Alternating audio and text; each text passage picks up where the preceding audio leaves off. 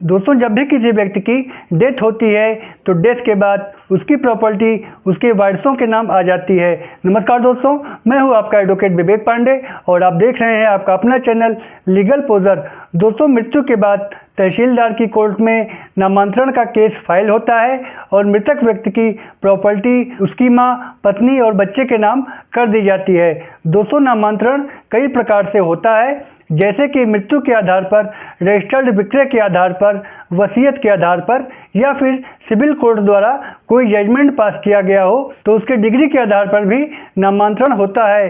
तो मृत्यु के बाद जब किसी प्रॉपर्टी पर उनके वारिसों का नाम आता है तो मान लीजिए मृत्यु के बाद अगर परिवार के 3, 4 या 5 सदस्य हैं और उन सभी का नाम उस प्रॉपर्टी पर आ जाता है तो वे सह भूमि स्वामी कहे जाते हैं। और इस सह भूमि के स्वामित्व में जिसका जितना भी हिस्सा बनता है वो जब चाहे अपना हिस्सा अलग करवा सकता है, क्योंकि हर परिवार में ज़मीन प्रॉपर्टी को लेके डिस्प्यूट होना आजकल के लिए आम बात है। ऐसे में जब भी वे चाहें अपना शेयर अलग करवा सकते हैं। दोस्तों, इसी से रिलेटेड एक घटना है। बरेली ज़िले की एक रामदीन नाम का व्यक्ति था और उसके 2 लड़के और 1 लड़की थी। रामदीन के पास 10 एकड़ ज़मीन थी।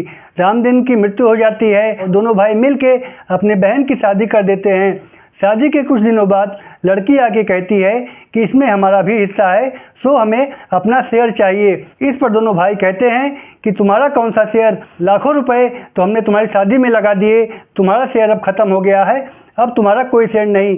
तो दोस्तों, क्या इसमें लड़की को कोई शेयर नहीं मिलेगा? दोस्तों, रामदीन के दोनों लड़कों में बड़ा लड़का शहर में नौकरी करता था और छोटा लड़का खेती बाड़ी का काम करता था। तो बड़े लड़के ने सोचा कि खेती बाड़ी से जो भी पैदा होता है उसका फ़ायदा छोटा भाई ही उठाता है, सो उसने कहा कि हमारा भी शेयर अलग कर दो।